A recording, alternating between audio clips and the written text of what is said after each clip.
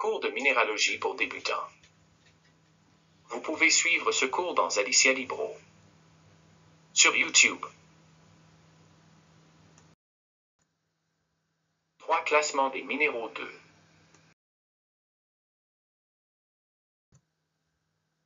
Carbonate, nitrate T borate l'oxygène -2 rejoint le carbone +4 et forme l'anion carbonate -2 formant les minéraux du groupe carbonate. Les minéraux de ce groupe présentent des liaisons chimiques covalentes à ioniques dans leur structure, ce qui leur donne une faible dureté, une brillance grasse et des couleurs très diverses. La sidérite est l'union de l'anion carbonate et du fer, de dureté 4 et d'un éclat gras. Dans l'image suivante, nous voyons de la sidérite et de la calcite.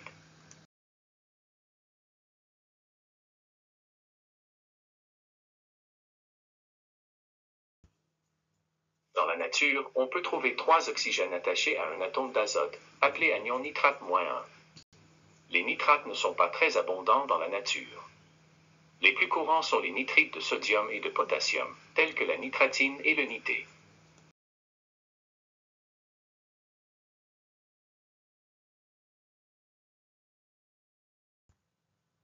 L'oxygène dans les borates forme des liaisons complexes. Ces minéraux sont rares dans la nature, comme le borax et la colémanite.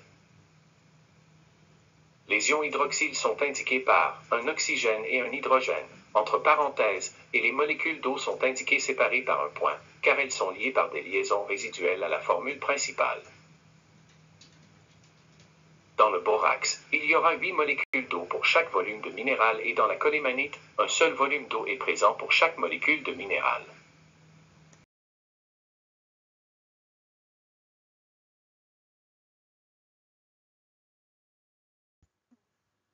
Sulfate T-chrome. Les sulfates sont des minéraux très abondants dans la nature. Sa structure est constituée d'un tétraèdre formé par un soufre de charge négative -2 et 4 oxygènes de 2 charges positives chacun, qui forment l'anion sulfate -2. La barytine appartient au groupe des sulfates anhydres et le gypse appartient au groupe des sulfates hydratés. La structure des sulfates hydratés montre des unions résiduelles. Cela permet à certaines molécules d'eau de rejoindre leur structure.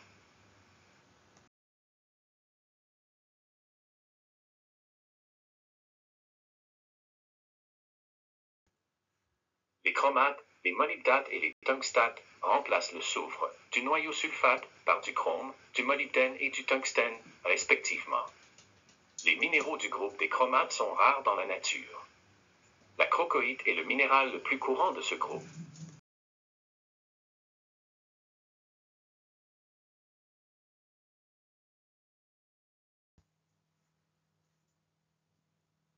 Tungstate et molybdate. Les tungstates et les molybdates forment un petit groupe de minéraux. À titre d'exemple, nous pouvons indiquer la schellite et la wulfénite. L'anion tungstate -2 et le molybdate -2 maintiennent une liaison covalente entre le métal et l'oxygène. Ils se lient à d'autres ions métalliques, tels que le calcium ou le plomb, par liaison ionique.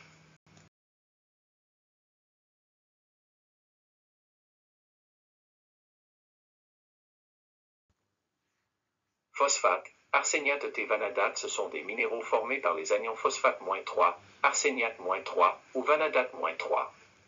Le phosphore, l'arsenic et le vanadium perdent 5 électrons dans leur coquille atomique externe, c'est-à-dire qu'ils gagnent une charge de +5. Les liaisons avec l'oxygène sont covalentes et la liaison entre les groupes anioniques et les cations est ionique. Dans la figure suivante, nous pouvons voir l'apatite et la vivianite.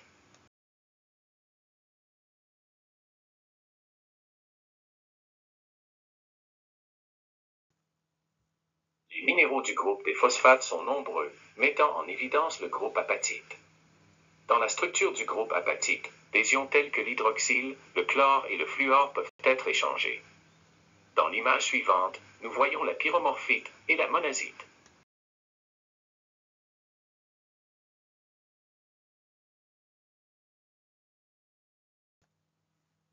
Les minéraux du groupe des arséniates et des vanadates ne sont pas communs dans la nature.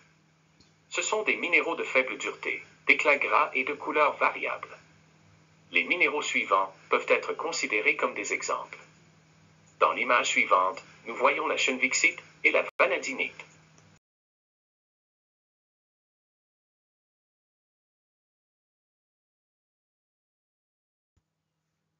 pyromorphite a une dureté de 4 et une brillance grasse. La schunvixite a une dureté de 4 et une couleur verte et la vanadinite a une dureté de 4 et une couleur orange. Dans l'image suivante, nous voyons la schmiedrite, un sélénat et la bragbuschita.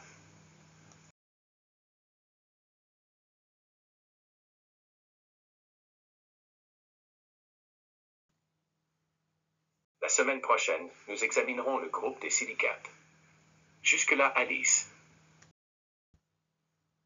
Chers étudiants, n'oubliez pas de vous abonner à la chaîne pour ne perdre aucun chapitre. Et si tu aimes, mets-moi un like. Bientôt le livre sortira en e-book et en papier sur Amazon.